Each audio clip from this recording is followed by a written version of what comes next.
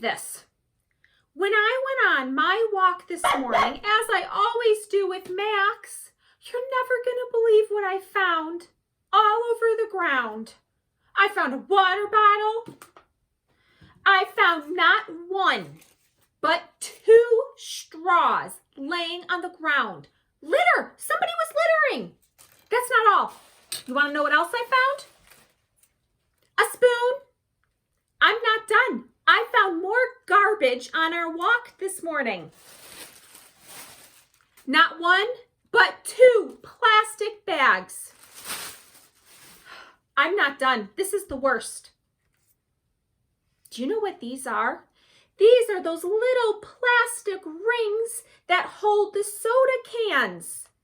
They're not even cut apart. This could get stuck in an animal. Oh, I was just heartbroken. Normally, I'm so excited to go on my walks with Max. But today, I just got really sad when I saw all this garbage around our neighborhood. Do you find garbage around your neighborhood too when you go on walks? It's just so sad. And I have to say, boys and girls, this actually reminds me what we're learning about. This is reminding me about how authors write for 3 different reasons. Authors write to persuade, inform, and entertain us. Authors write to persuade us to think about or do something. Authors write to give us information and teach us facts. Authors write to entertain us. You know, boys and girls, I just finished this story. Not for me, please. I choose to act green. Written by Maria Godsley. And you could tell how much I liked it because you know that when I like a book, I have sticky notes all over it, and I even have my little bookmark in there. You know I liked this book, boys and girls. In this book, the author wrote about Luke, the little boy in the story, how he saw all of this garbage and the damage that it was causing in his neighborhood.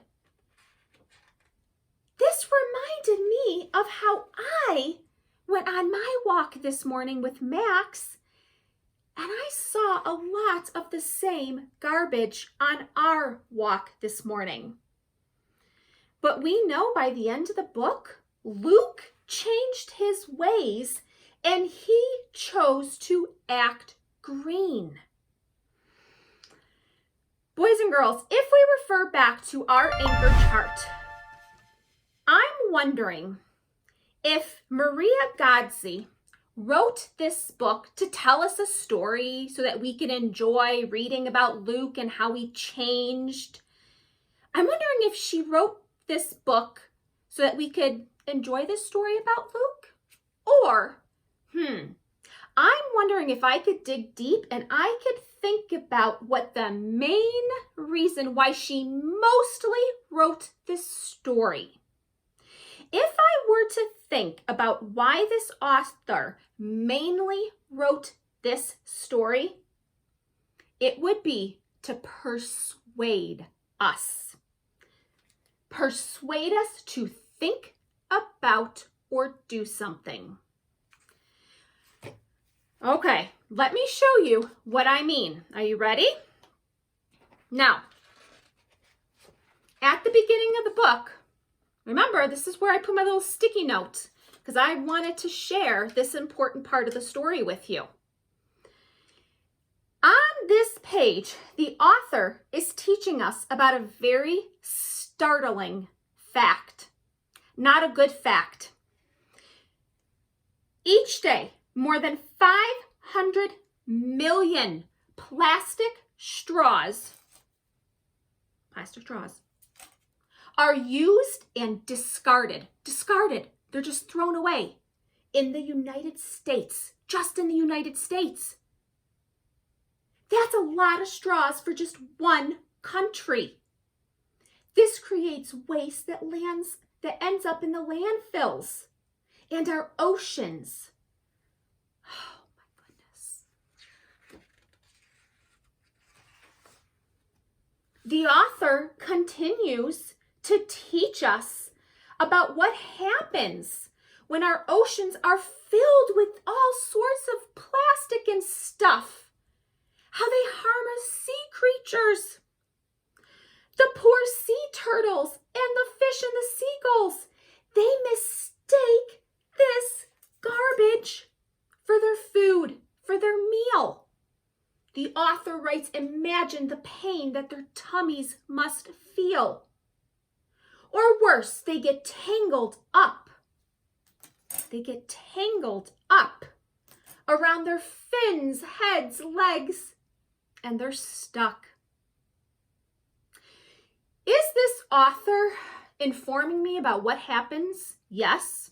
She's teaching me about what happens sometimes to our garbage, but I'm wondering if she's also trying to persuade us to stop littering and persuading us to act green.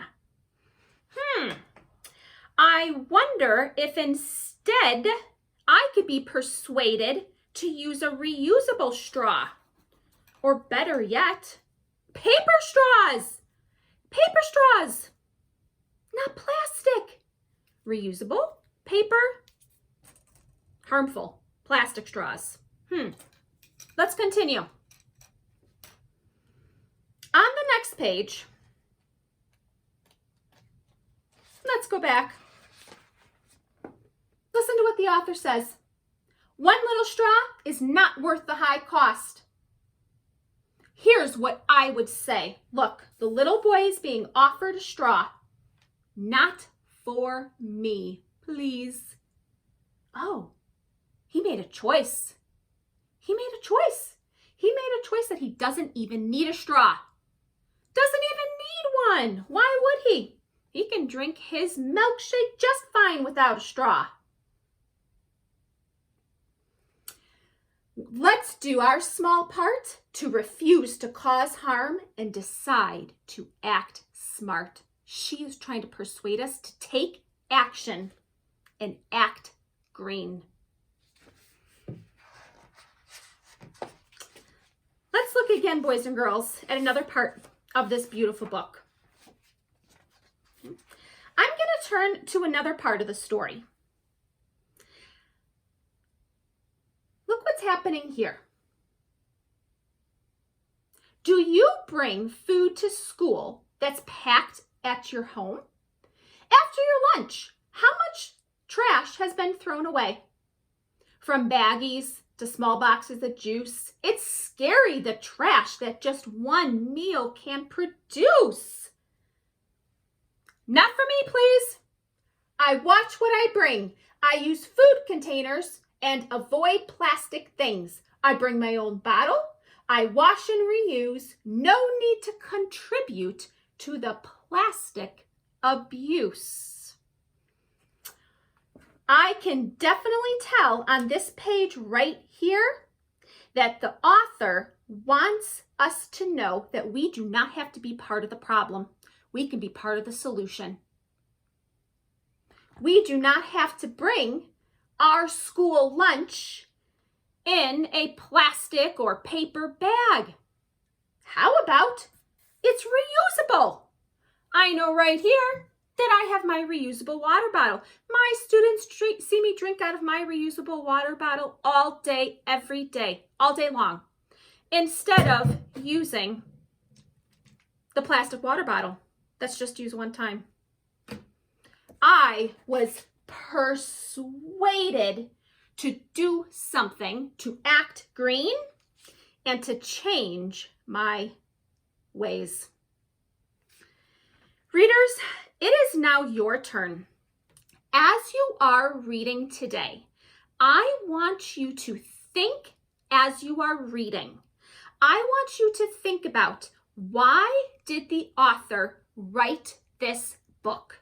Did the author write this book to persuade me to think about or to do something? Did the author write this book to teach me about a topic and give me information?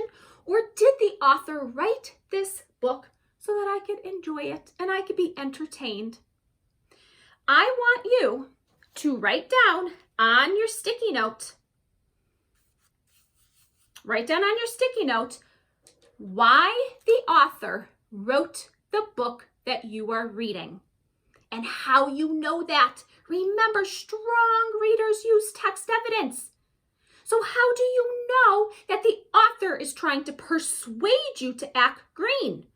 Well, just like I did, boys and girls, you saw how I started to put my sticky note in those spots that I wanted to share with you. And that's what you are going to do during your reading time. Boys and girls, it is now time for you to start your reading. When you are doing that, guess what I'm going to be doing? Let me show you. Here's what I'm going to be doing in the meantime. I'm going to be taking these little dangerous plastic rings that, remember, here's where they come from. It's when those sodas are attached. The cans of sodas are attached to those plastic rings. Well, here's what you can do instead. First of all, you can choose not to buy them, right? Act green. Or if you are buying them and your family does buy them, you can cut them. Cut them into little tiny pieces and then discard them and throw them away.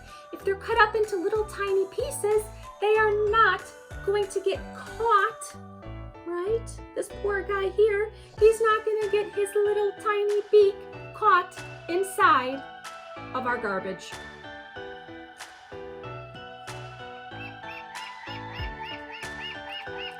We want our sea friends and creatures happy. Act green, my friends. Start your reading.